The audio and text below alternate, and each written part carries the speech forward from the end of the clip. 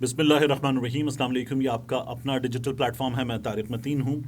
सबसे पहले मैं आपको बताऊं कि गुज़श्ता कुछ दिनों की इस खबर को सबसे बड़ी खबर करार दिया जा सकता है। इमरान खान साहब ने बहुत बड़ा फैसला किया है।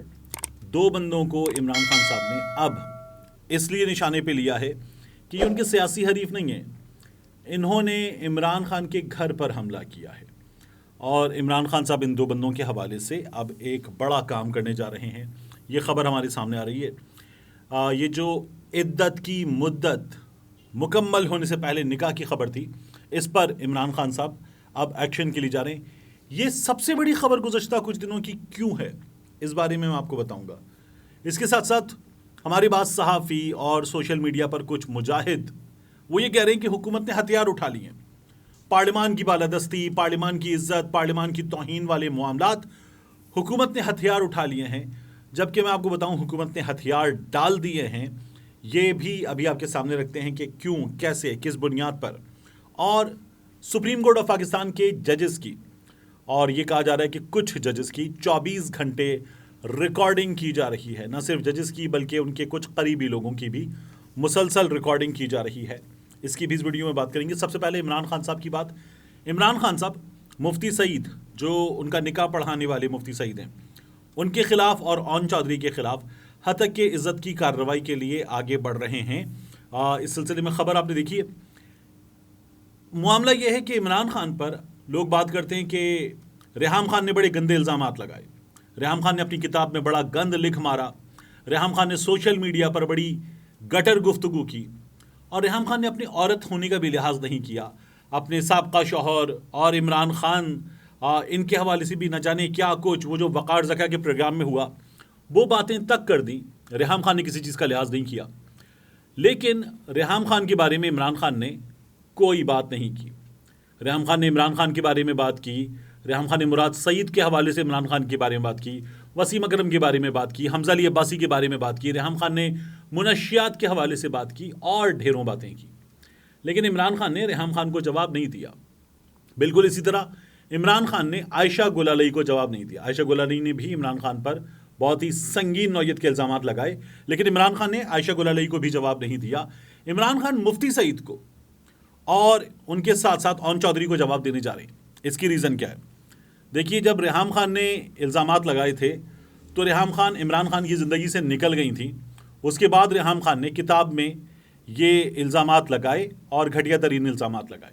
फिर हमने देखा कि रेहाम खान हमें नज़र आई हनीफ अब्बासी के साथ, मुस्लिम लीग नून के दीगर लोगों के साथ, और इमरान खान पर मुसलसल अटैक करती नहीं। तो नज़र ये आ गया कि मुस्लिम लीग नून के कहने पर कर रही हैं रेहाम खान जो कर रही हैं, तो रेहाम खान को खुद ही उनके अपने जो कारनामे थे उन्होंने बिल्कुल बेवजन करके रख दिया।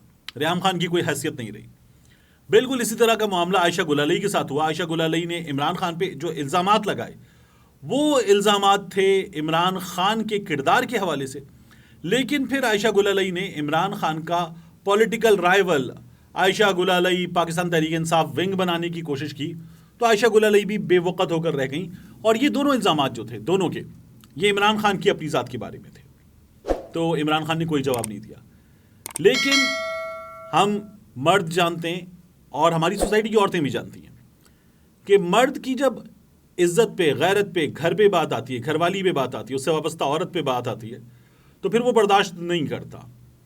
यहाँ ये जो बात है कि इमरान खान ने इद्दत की मुद्दत मुकम्मल होने से पहले निकाह किया, ये इमरान खान जवाब देने जा रहे हैं। इमरान खान साहब के बहुत करीबी लोग ये कहते हैं कि अब बात जो है वो घर तक आ गई है।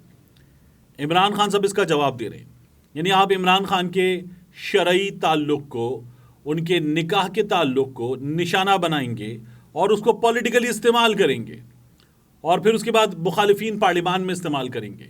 और ये साफ नज़र आएगा कि मुफ्ती सईद माजी में जिनके करीब थे, अब ये चीज़ें उनके कहने पर इमरान खान के बारे में करवाई जा रही हैं, तो लोग फिर भी इन बातों को यकीन नहीं कर रहे। लेकिन बात घर तक आ गई तो इमरान खान जवाब देने जा रहे हैं। ये गैरत की बात है, ये गैरत की बात है, और इमरान खान ने इस बुनियाद पे ये फैसला किया है। आयशा गुलालई को जवाब देते तो आयशा गुलालई के लेवल पर इमरान खान को अपने लेवल से आयशा गुलालई के लेवल तक आना पड़ता। रेहाम खान तो अपनी सियासी वाबस्तगी की वजह से बाद में जो नून लीग के साथ नजर आई, تو ریحام خان تو خود ہی بے وقت ہو گئی، لیکن عمران خان کو ریحام خان کے لیول تک نیچے آنا پڑتا. مگر یہاں عمران خان کا جواب دینا ضروری تھا، اور عمران خان جواب دے رہے ہیں. مفتی سعید کے تو بارے میں یہ بات ہونی چاہیے کہ ان کو جب یہ خود بتا رہے تھے کہ مجھے، ان کا اپنا دعویٰ ہے کہ عمران خان نے یہ بتایا اور دوسری بار نکاح ہوا، تو ایک ایسے آدمی کو خود یہ دیکھنا چاہیے کہ اس پر کیا الزام لگ رہا ہے، اور وہ اپنی ذات پہ خود اس وقت کیا کیچڑ اچھال رہا ہے. وہ یہ کہہ رہا ہے میں نے پہلی بار نکاح پڑھوایا تھا تو میں نے ضروریات لوازمات پورے نہیں کیے تھے اور وہ نکاح پڑھوا دیا تھا، اور وہ یہ بتا رہا ہے کہ پھر میں نے دوسری بار بھی نکاح پڑھوا دیا. ایک ایسا آدمی 5 سال چپ رہا اور اب بول رہا ہے، تو وہ خود کیا کر رہا ہے یہ تو سامنے آ گیا. لیکن بات اب اگر گھر تک آ گئی ہے تو عمران خان صاحب جواب دینے جا رہے ہیں. دوسرا حکومت کی بات. خواجہ آصف صاحب یہ کہہ رہے ہیں کہ ججز سے ہم سپریم کورٹ کی کارروائی کا حساب مانگیں گے، پارلیمان اپنی توہین برداشت نہیں کرے گی، اپنے وزیر اعظم کی بلی نہیں چڑھائے گی.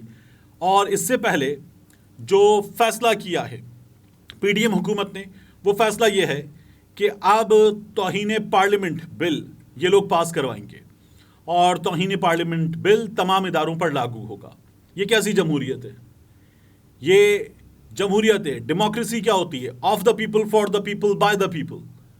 تو یہ لوگ اپنی پارلیمان کے لیے جہاں اس طرح کا قانون لائیں گے کہ پارلیمنٹ کی توہین ہو گئی ہے، تو وہاں کاہے کی جمہوریت، وہاں کاہے کی اظہار آزادی؟ یعنی اگر کوئی پارلیمنٹیرین کے بارے میں بات نہیں کر سکتا، اگر کوئی اپنے وزیر اعظم کا حساب نہیں کر سکتا، تو وہاں کاہے کی آزادی، وہاں کاہے کی جمہوریت؟ یہ جمہوریت خود جمہوریت کا گلا گھونٹ رہی ہے. یہ تمام لوگ مل کے اپنی حکومت آ جانے کے بعد پاکستان کی عوام سے لڑ رہے ہیں. یہ عمران خان سے تو لڑ رہے تھے، لیکن یہ اب پاکستان کے عوام سے لڑ رہے ہیں، اور پاکستان میں مختلف ادارے اس حکومت کا ساتھ دے رہے ہیں اس لڑائی میں. اور یہ لڑائی حکومت لڑ رہی ہے پاکستان کے لوگوں سے، اپنے شہریوں سے. یہ وہ سیاسی جماعتیں ہیں جن کو کچھ دن میں یہ 6 مہینے بھاگ لیں گے، یہ 1 سال بھاگ لیں گے، لیکن ان کو لوگوں کے پاس ووٹ مانگنے جانا ہے. اور یہ جو لوگوں کے پاس ووٹ مانگنے کے لیے جانے والے ہیں، یہ خود انہی لوگوں سے لڑ رہے ہیں. اب یہ کہہ رہے ہیں کہ ہم توہین پارلیمان بل لائیں گے، ہم سپریم کورٹ سے مانگیں گے کہ آپ اپنی کارروائی کا ہمیں ریکارڈ دیں، جس طرح آپ ہم سے ہماری کارروائی کا ریکارڈ مانگ رہے ہیں. یہ لوگ اس لیے کر رہے ہیں کہ اگر ان کو یقین ہوتا کہ یہ ٹھیک ہیں تو یہ کیس لڑتے، یہ وکیل کے ذریعے کیس لڑتے، یہ اپنا موقف رکھتے عدالت کے سامنے. لیکن یہ عدالت پہ حملہ آور ہوتے ہوتے اب جج صاحبان کو گریبان سے پکڑنے کی باتیں کرنے والے اس بات کا اعلان کر رہے ہیں کہ مقدمہ تو یہ ہاریں گے. ان کے پاس مقدمے میں، عدالت میں ثابت کرنے کے لیے کچھ بھی نہیں ہے، اور یہ مکمل طور پر غلط ہے. جو 63A کا بھی بار بار رونا رویا جاتا ہے، یہ الیکشن لڑ رہے تھے، اور الیکشن میں ان کو یقین تھا کہ پنجاب کی 20 سیٹوں میں پاکستان تحریک انصاف 3-4 سیٹیں جیت پائے گی اور یہ جیت کر حکومت بنا لیں گے. تب 63A خاک کہیں نہیں تھا. لیکن پھر 63A آئین ری رائٹ کیا گیا، بعد میں شور مچایا کیونکہ مار پڑی تھی لوگوں سے. اب بھی لوگوں سے مار پڑے گی. حکومت عوام سے نہیں لڑ سکتی، عوام سے تو فوج بھی نہیں لڑ سکتی. نہ فوج کو لڑنا چاہیے، نہ حکومت کو لڑنا چاہیے. کوئی اپنے ملک سے، اپنے لوگوں سے، اپنی عوام سے کیسے لڑ سکتا ہے؟ یہ لوگ لڑنا چاہتے ہیں. اس کے بعد میں آپ سے عرض کروں، اعتزاز احسن صاحب نے کہا ہے کہ سپریم کورٹ آف پاکستان کے جج صاحبان کی 24 گھنٹے ریکارڈنگ ہو رہی ہے، مسلسل یہ سلسلہ جاری ہے. وہ یہ کہتے ہیں کہ صرف جج صاحبان کی ریکارڈنگ نہیں ہو رہی، ان کے سگوں کی ریکارڈنگ ہو رہی ہے، ان کے قریبی رشتہ داروں کی ریکارڈنگ ہو رہی ہے، جج صاحبان کے دادا کی، پوتوں کی، پڑ پوتوں کی، ان کے رشتہ داروں کی، سب کی ریکارڈنگ ہو رہی ہے. اور اسی لیے عمر عطا بندیال صاحب کی ساس کی اچانک کال نکل کر آ گئی. ان کا یہ کہنا ہے کہ کوئی ایسے تو نہیں ہوا کہ یہ کال جو ہے وہ پکڑی گئی، لیکن یہ مسلسل ریکارڈنگ ہو رہی تھی، اس لیے آپ کو اس میں بیل کا بجنا بھی سنائی دیتا ہے.